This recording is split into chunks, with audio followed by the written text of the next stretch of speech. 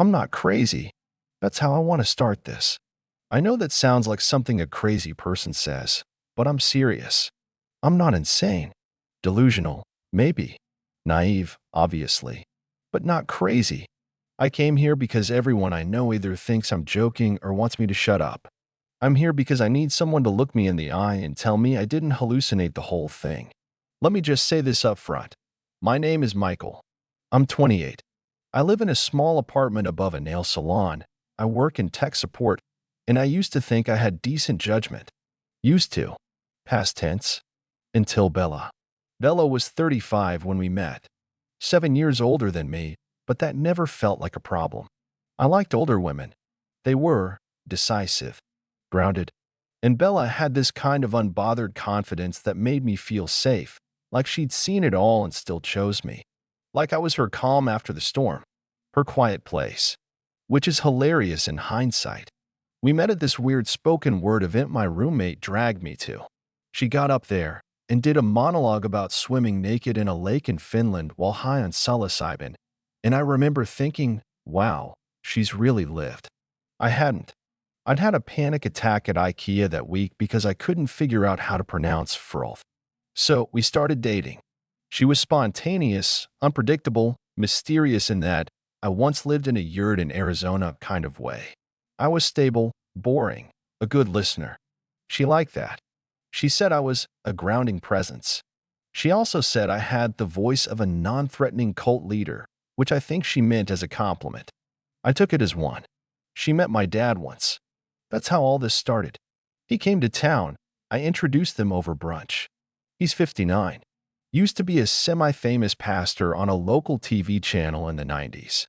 Think televangelist, but with slightly better teeth. Still has the hair, the voice, the fake sincerity that can convince you a scam is salvation. Bella loved him. I didn't think much of it at the time. Everyone loves my dad. That's the problem. Anyway, that was a year ago. And last week, no, wait, let me back up. This whole thing, it didn't hit me all at once. It was like death by 1,000 paper cuts. Weird moments. Strange silences. My dad suddenly texting me about polyamory.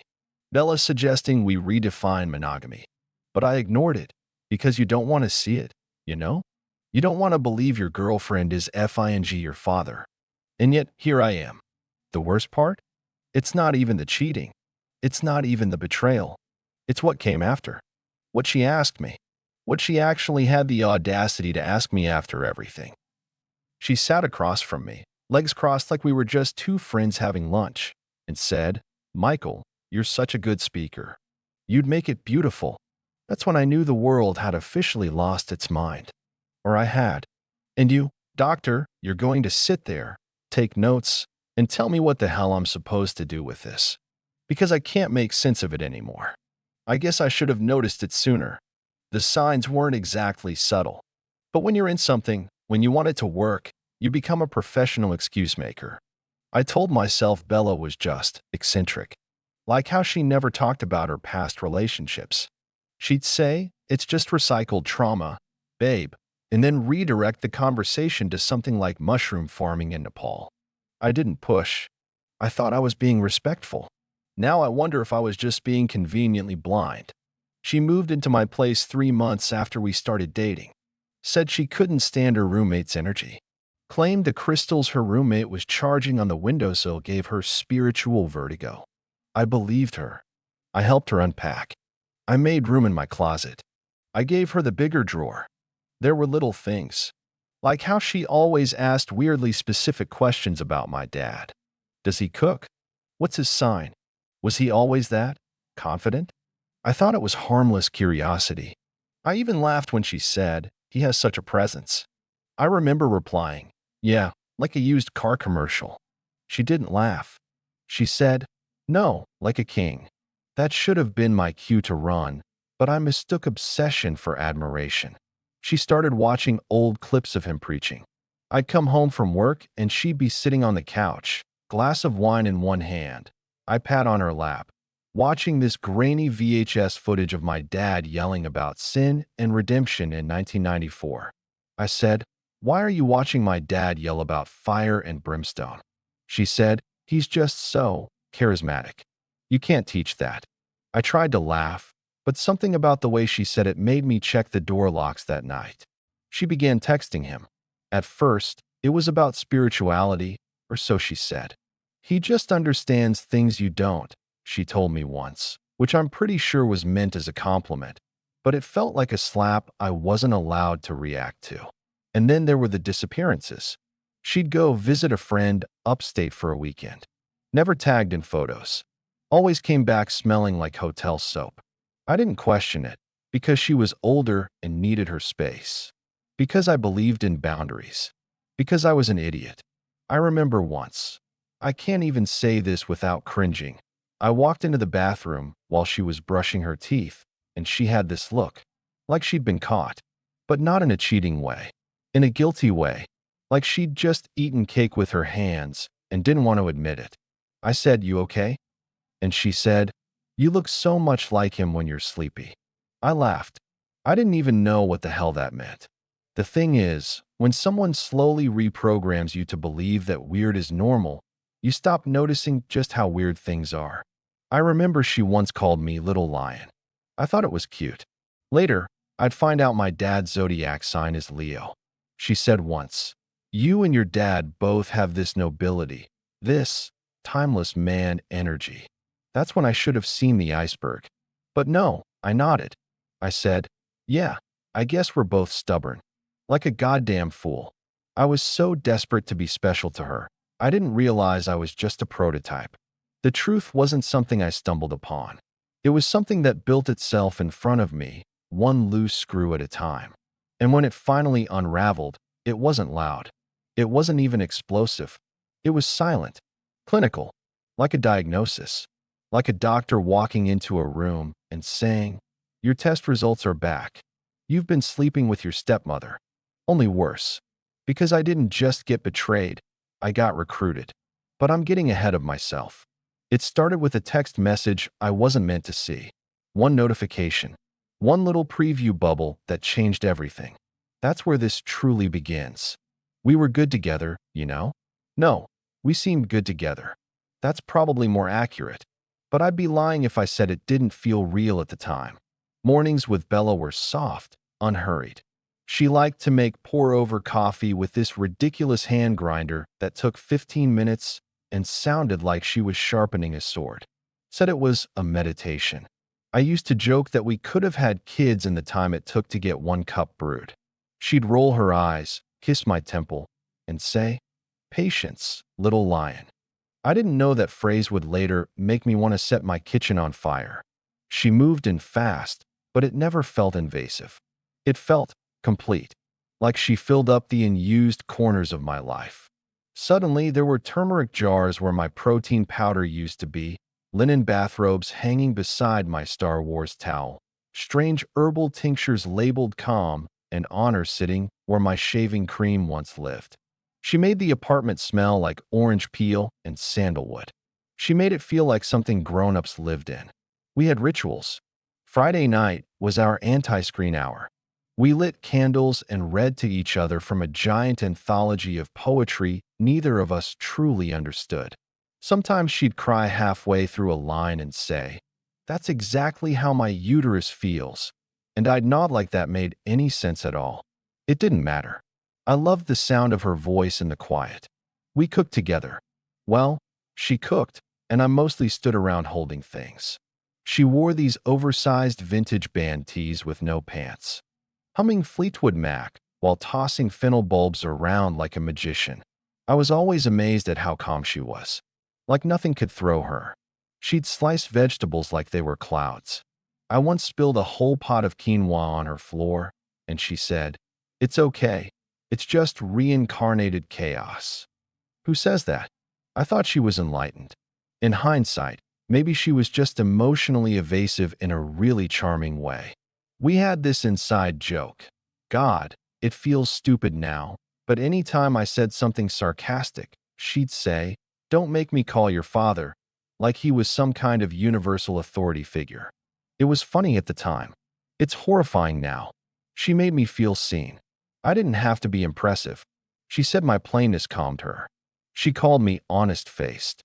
She'd trace the lines on my palms and whisper, "You were meant to hold things together." I didn't realize she meant things that were already broken. And the sex. Look, I'm not going and lie. It was incredible. She was confident in ways I didn't even know women could be. Like she wasn't trying to impress anyone. She was just there. Present. Direct. She'd say things like, "Your body doesn't know how beautiful it is." And I'd lie awake at night wondering how the hell I got so lucky. My friends didn't get it. They called her witchy, said she was too intense, too old, too weird. But I defended her like my life depended on it. I told them, "She makes me feel like I have a soul." And they'd laugh, and I'd laugh, but part of me really believed it. She made life feel rich. Or maybe I made her feel like a story I wanted to tell people. Either way, I thought we were solid. When my dad met her at brunch, I remember thinking how proud I was. Like, here she is, Dad. The woman who gets me. The woman who taught me what saffron smells like. He said she had a dazzling presence. She laughed too loud at his jokes. I chalked it up to nervousness. Looking back, that brunch feels radioactive. But I didn't know any of that then. I was just a guy in love, basking in the afterglow of Sunday pancakes and someone else's approval. I was the sun, and I didn't know my orbit was borrowed. Until the message came. Not that it matters, but it does, to me. Wednesdays are harmless. They're not dramatic like Mondays or suspicious like Fridays. Wednesdays just exist. So, it felt like a betrayal in itself that everything started on one. Bella had gone out to a sound bath with friends, her words. I didn't ask. I never did anymore. She had friends with names like River and Juniper and the one who doesn't speak. I wasn't invited, which was normal. Apparently, some spiritual experiences require isolation or internal containment. I was home, sorting laundry. Her phone buzzed on the couch. Let me be clear, I don't check phones. I'm not that guy. I believe in trust. But this time, I didn't have to unlock anything. It just lit up. One of those preview texts that gives you a 6-word sneak peek into the apocalypse. Miss your mouth. Sunday was divine. From a contact saved as MC. Just 2 letters. No emoji. No context. Nothing to cling to. My first thought, some guy she's seeing. My second, maybe it's a woman. My third, and worst, Michael something? I didn't want to believe it, but my gut was already whispering things my brain refused to write down. I sat there staring at the message like it was a riddle only pain could solve. Miss your mouth? Who talks like that? Sunday was divine. Who sleeps with someone and then describes it like a FING religious experience? I did the unthinkable. I opened the phone. Her passcode hadn't changed. 4 digits, 1959.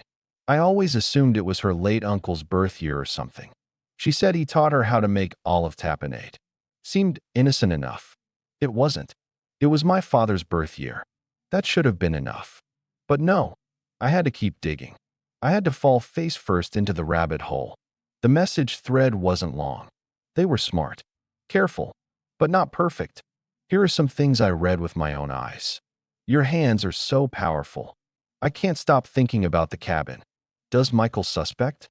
He's such a sweet soul. You make me believe in God again. Let's wait until the equinox.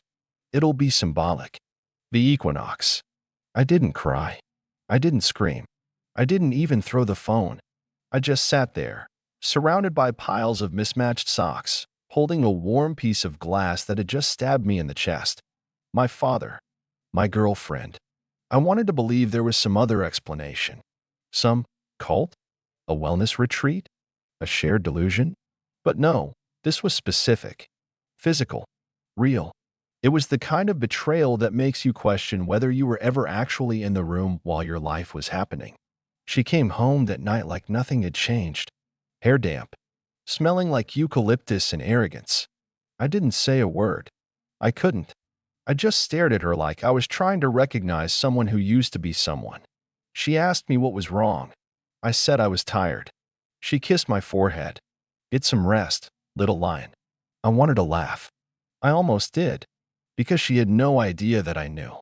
And somehow that made it worse. It meant she thought I was that stupid, that passive, that manageable. But nothing, not the message, not the mental images, not the existential whiplash, prepared me for what came next. 2 days later, we had coffee. She wore a yellow dress and sat across from me like it was a normal Saturday. She reached across the table, touched my hand, and said, "So, I have something wild to ask you." And that's when she did it. That's when Bella, my girlfriend of a year and a half, who had slept in my bed and quoted Rumi and met my grandmother, looked me dead in the eye and said, "Would you be open to officiating my wedding?" I blinked. She smiled. And I said, "To who?" She smiled wider. "Your father." I think I left my body. Like, not metaphorically. I mean, I'm pretty sure I stared at the ceiling and watched myself blink for a good 30 seconds. My coffee was still steaming. The cafe smelled like cinnamon and lies. Bella was stirring her oat milk latte like she hadn't just shattered reality. "Your father," I repeated. I said it slow, like maybe it would sound different out loud. Like maybe I'd misunderstood. She nodded. Calm, serene, enlightened, even. "I know it's a lot, but you're so emotionally evolved. You've always been such a great communicator." She actually said that. She complimented my communication skills while asking me to spiritually bind her to the man who gave me life and clearly wanted mine ruined. My brain did a hard reset. Like the blue screen of death, but for human dignity. I just sat there, watching her. Watching her sip her coffee like we were planning a surprise party and not, the apocalypse of my family unit. She reached into her purse and pulled out a little leather notebook. Flipped to a page labeled ceremony notes. I kid you not. She had bullet points. Open with a quote about transformation, maybe Rilke. Talk about cycles, rebirth, forgiving the past. Make it personal. You're the bridge between our worlds. Mention how love transcends shame. Love transcends shame. I wanted to throw my chair into the street. Instead, I nodded. Because what else do you do when your girlfriend asks you to bless her union with your father like it's a TED Talk on spiritual maturity? I asked, as calmly as I could. "When did this start?" She sighed, like I was being so pedestrian. "Michael, does it matter? It's now that counts. The present moment." "Oh," I said. "That's convenient." She leaned forward, took my hands like she was consoling me. "You've always said you wanted me to be happy." "I thought that meant with me," I said. She blinked, tilted her head like a concerned dolphin. "Is that ego talking, or your inner child?" I think something in my brain physically snapped. She kept going. "It wasn't planned, you know. Your dad and I, we just saw each other. Really saw each other. And I think you, of all people, could hold space for that. Hold space." She wanted me to hold space while she married my dad. She said I had a gift with words, that I could make people feel safe, that I'd be the perfect person to guide them across this threshold. I asked her where the wedding was. She beamed. "The cabin. Of course. The cabin. The one mentioned in the texts. The one I used to go to every summer as a kid. The one with the terrible insulation and that old tree swing I fell off when I was 11. Apparently, it now doubled as a venue for intergenerational treachery." I asked her if my mother knew. Bella smiled again. "She's processing. She's been journaling a lot." I stood up. I don't even remember doing it. My legs just decided we were done. I walked out of the cafe without paying, without speaking, without even looking back. Bella texted me later to say I had a dissociative walk and that she hoped I'd ground back into my body soon. It's been 3 weeks. My dad sent me a Google Calendar invite titled Sacred Union, Bella and James. There's a little RSVP button. I haven't clicked it. I don't know what I'm going to do. But I do know one thing. If I do officiate that wedding, I'm opening with, "Dearly betrayed, we are gathered here today." There's a moment, right before you confront someone you love, where time becomes syrup. Everything slows. You rehearse lines in your head like it's opening night of the worst play ever written. You imagine them crying, screaming, denying, laughing. You don't ever picture them smiling. My dad was making scrambled eggs when I walked in. Shirtless. wearing one of those ridiculous aprons that says Grill Sergeant in block letters, even though he was nowhere near a grill.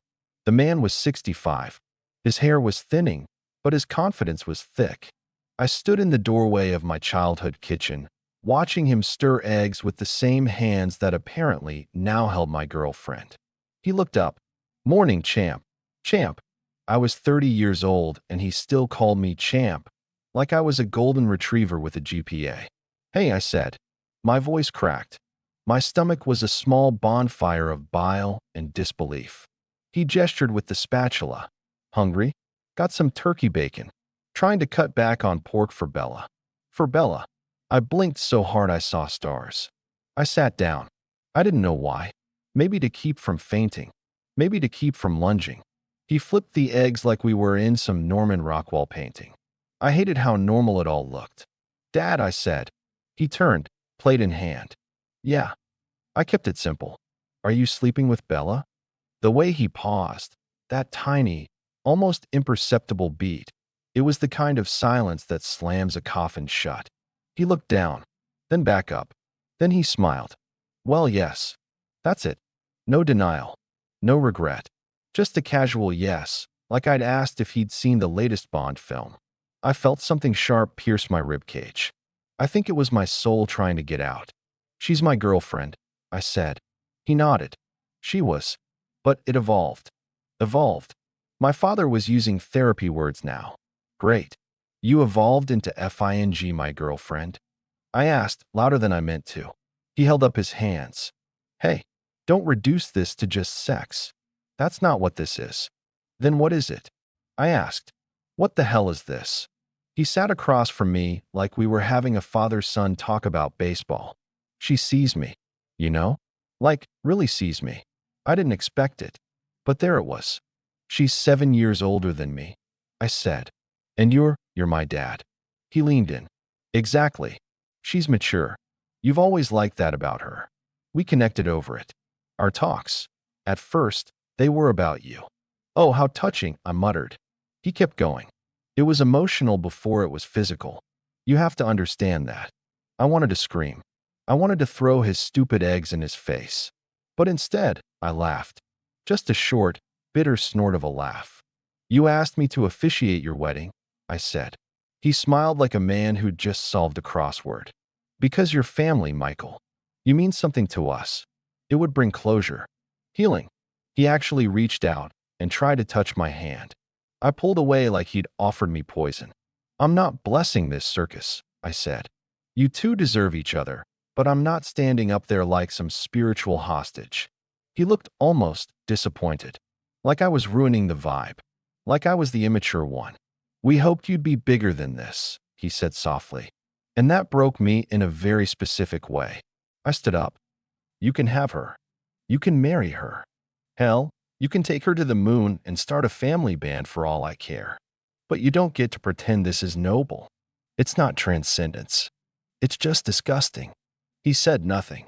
I walked out, past the fridge covered in old Polaroids and magnets from Cancun, past the hallway where I'd once drawn a crayon mural of dinosaurs, past the living room where Bella and I once curled up under a shared blanket, watching documentaries about cults. Ironic, in retrospect. I walked out, and I didn't look back. And for the first time in days, I didn't feel like the crazy one. It started with a ping, then another, then 17 more. My phone lit up like Vegas. I thought someone had died. I was half hoping it was me. But no, it was worse. Bella had created a group chat. Group name, Forever Begins. Members, me, Bella, my dad, my Aunt Denise, Bella's yoga instructor, and a woman named Sage, who I later learned was their ceremonial breathwork facilitator. First message. Bella, hi beautiful souls. So excited to gather in sacred union soon. Wanted to open this space for logistical clarity plus emotional intention sharing / I didn't respond. I couldn't. I was too busy short-circuiting. Then my father chimed in. "James, Dad just want to say how grateful we are for each of you. Especially you, Michael. Your strength and presence mean the world to us." I threw my phone across the bed. This wasn't just a wedding. It was an inverted seance, trying to summon the ghost of my dignity. Then came the requests. Bella, Michael, sweetie, can you please bring your vintage Polaroid camera? We're doing an altar of memories where each guest brings a photo that symbolizes rebirth or transformation.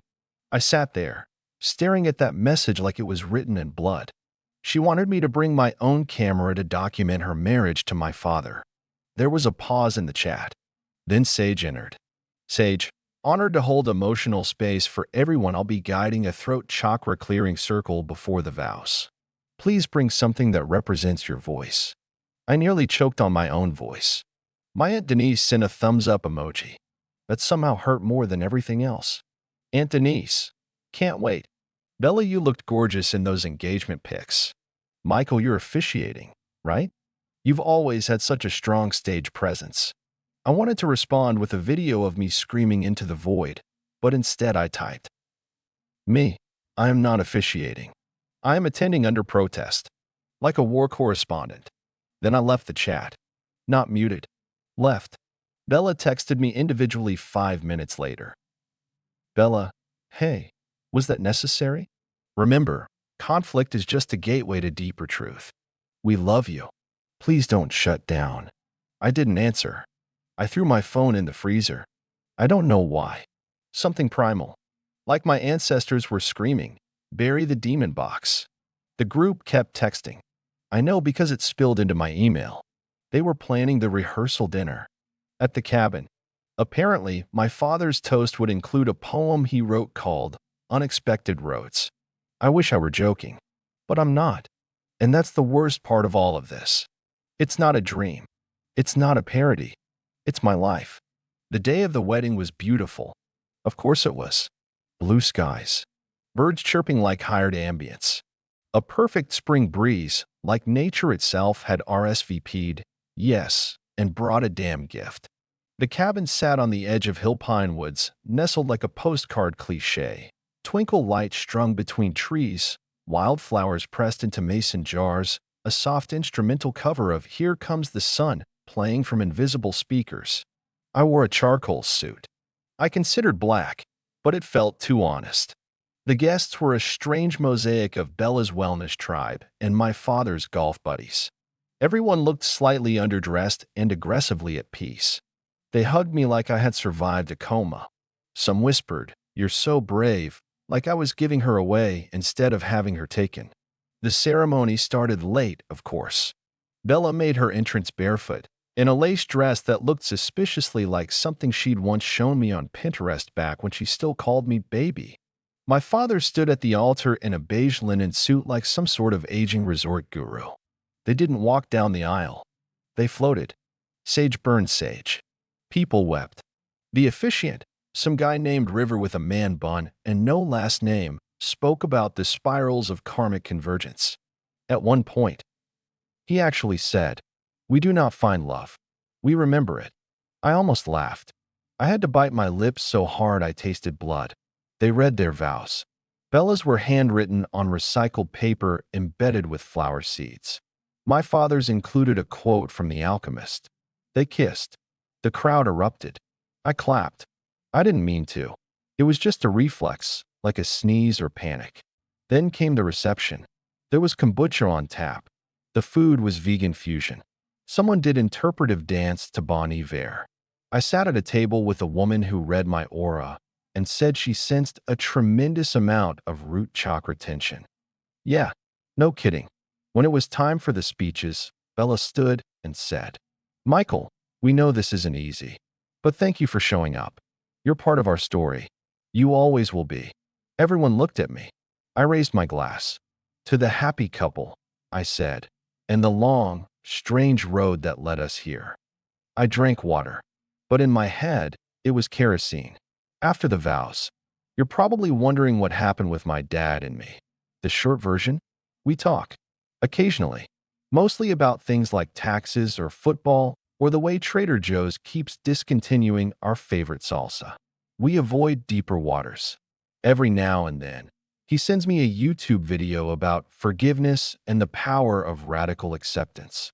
I never click them. I can't say I forgive him. That's not where we are. but the heat's gone out of the rage. Now it's just a cold, heavy stone I carry in my pocket. Familiar, quiet. He and Bella moved to Oregon, bought a house with solar panels and chickens, started a podcast about conscious aging. I've never listened. She sent me a birthday card last year. It was blank inside. I kept it, not out of sentiment, out of curiosity. Sometimes I look at it and wonder if that emptiness was intentional, if it was a statement, or if, in the end, they just ran out of words. Either way, that chapter's over. I lived it, and I walked out. Not clean, but alive. You asked me why I came in today. Why now after all this time? I guess I didn't want to carry the story alone anymore. Not because I need someone to tell me I was right, or that they were monsters. I know I wasn't perfect either. There were signs, and I missed them. Or maybe I didn't want to see them. Maybe some part of me already knew what she needed, knew what he lacked, knew what I wasn't ready to be. And when it all happened, when it blew up, I thought I'd feel something bigger. Rage, collapse, some kind of cosmic breakdown. But mostly, it felt stupid. Not just the betrayal. The whole thing. The emails. The chakra talk. The goddamn mason jars. It felt like I'd walked into someone else's bad improv show and forgotten how to leave. And yet it hurt. God, it hurt. Because it wasn't just the betrayal. It was who. It was how. It was the way they asked me to smile through it like a groomsman in some emotional hostage video. Like I should be proud of them for finding love in unexpected places. Like I was the immature one for not clapping harder. Do I hate them? No, not anymore. Hate takes energy. And honestly, I needed that energy for myself. For rebuilding. For learning how to trust silence again. For realizing that not every invitation needs a yes. That no is a complete sentence. That sometimes closure isn't a conversation. It's just you driving home with the radio off. So here I am. Not healed. Not whole. But present. And maybe that's enough for now.